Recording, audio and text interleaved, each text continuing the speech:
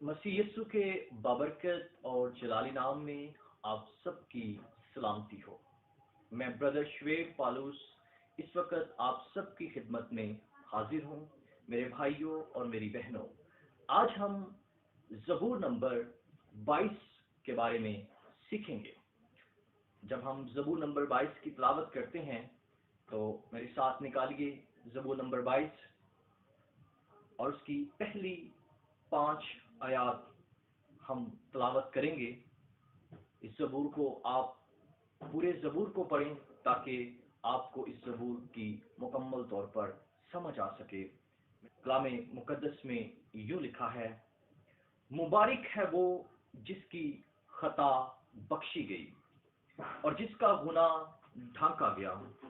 مبارک ہے وہ آدمی جس کی بدکاری کو خداوند حساب میں نہیں رکھتا اور جس کے دل میں مکر نہیں۔ جب میں خاموش رہا تو دن بھر کے قہرانے سے میری ہڈیاں گل گئیں، کیونکہ تیرا ہاتھ رات دن مجھ پر بھاری تھا۔ میری تراوت گرمیوں کی خشکی سے بدل گئی۔ میں نے تیرے حضور اپنے گناہ کو مان لیا اور اپنی بدکاری کو نہ چھپایا۔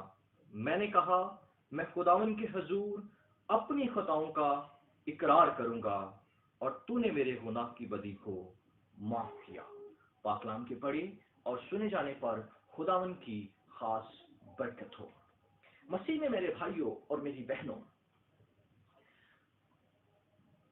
مثال کے طور پر ایک قرض خواہ آدمی جس نے قرض دینا ہو کسی شخص کا، اور جب اسے معلوم ہو جائے کہ اس شخص کا جس کا میں نے قرض دینا ہے تو اس نے مجھے معاف کر دیا ہے، تو اس کی حالت کیسی ہوگی؟ اس کے اندر احساس جرم ختم ہو جائے گا، جنگ ختم ہو جائے گی، وہ لطف اندوز ہوگا کہ اب خوشی کا وقت آ گیا ہے، میرا قرض معاف ہو چکا ہے۔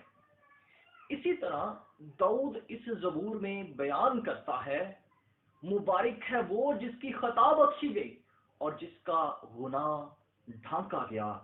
جس کا گناہ ڈھانکا گیا، اس کا مطلب ہے کہ یہ اس کے لیے مبارک حالی کی بنیاد ہے۔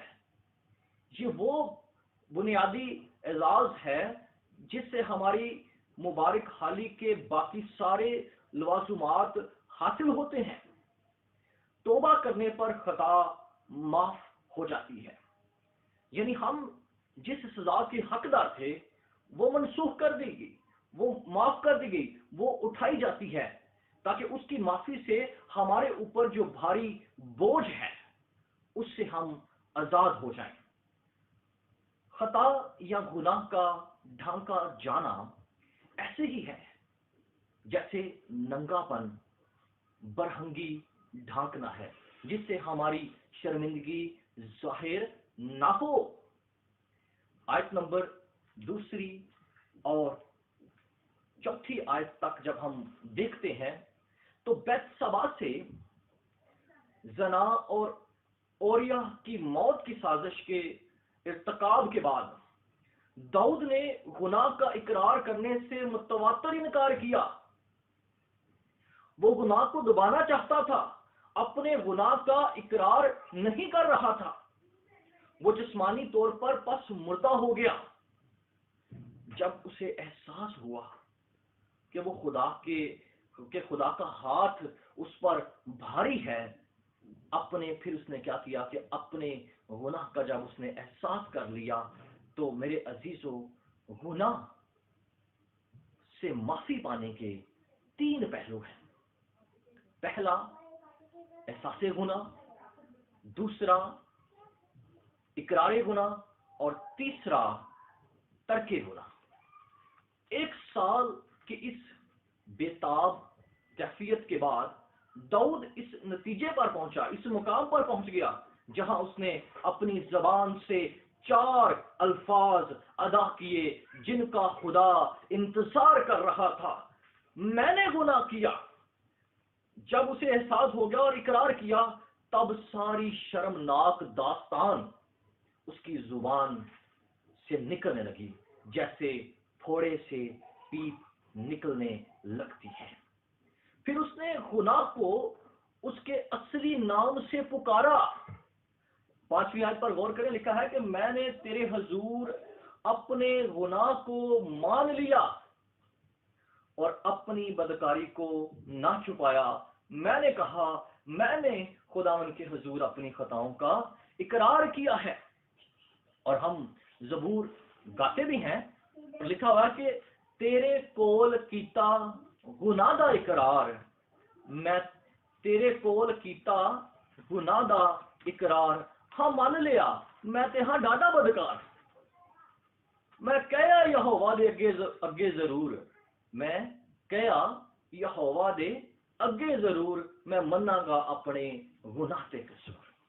بھائیوں اور بہنوں، جب داؤد نے اپنے گناہ کا اقرار کیا تو اسے فوری طور پر یقین دہانی ہو گئی کہ خدا نے اس کی بدی کو معاف کر دیا ہے۔ مقدس یوحنا اس کا پہلا خط اور اس کی پہلا باب اور اس کی نامیت میں لکھا ہے، اگر اپنے گناہوں کا اقرار کریں تو وہ ہمارے گناہوں کو معاف کر کے اور ہمیں ساری ناراستی سے پاک کرنے میں سچا اور عادل ہے۔ مسیح یسوع میں میرے عزیزوں، ہمیں اپنی زندگیوں کا آج جائزہ لینا ہے۔ کہیں ہم گناہ کی قید میں رہ کر زندگی تو نہیں گزار رہے، ہم اپنے گناہ کو دبا کر بیٹھے تو نہیں ہوئے، ہم نے اپنی زندگی میں گناہ کو بڑھنے تو نہیں، کیا ہماری زندگی میں گناہ بڑھ تو نہیں رہا؟ اگر ایسا ہے تو مسیح یسوع جو میرا اور آپ کا نجات دہندہ ہے، اس کے قدموں میں آ جائیں، جس نے ہمارے گناہوں کا بوجھ اپنے اوپر اٹھا لیا ہے۔ ہماری سزا جس کے ہم حقدار تھے، اس نے وہ سزا اپنے اوپر لے لی، لیکن کیونکہ وہ بے عیب برا ہے، جس کے بارے میں مقدس یوحنا فرماتے ہیں، دیکھو خدا کا برا جو دنیا کے گناہ اٹھا لے جاتا ہے، یہ وہی برا ہے جو میری اور آپ کی خاطر عوضی بن گیا، تاکہ ہم گناہ کی قید میں نہ رہیں بلکہ گناہ سے آزاد ہو جائیں۔ اس نے اپنے خون کی قدرت سے، اپنے خون کے وسیلہ سے ہماری ساری بدکاریاں دھو ڈالیں اور ہمیں پاک کیا، تاکہ ہم ننگے نہ رہیں، ہم گناہ میں نہ رہیں۔ اس نے ہمیں گناہ سے نکال کر میرے عزیزو ابدی میراث میں داخل کر دیا ہے۔ آج ضرورت اس بات کی ہے کہ ہم اس کے قدموں میں آ جائیں اور اپنے گناہوں کا اقرار کریں، اسے اپنا نجات دہندہ قبول کر کے اس کی کامل شادمانی کو حاصل کریں، کیونکہ وہ آپ کو شادمان کرنا چاہتا ہے۔ ضرورت اس بات کی ہے کہ گناہ کا اقرار کریں اور مسیح سے معافی حاصل کریں۔ خدا آپ سب کو بہت برکت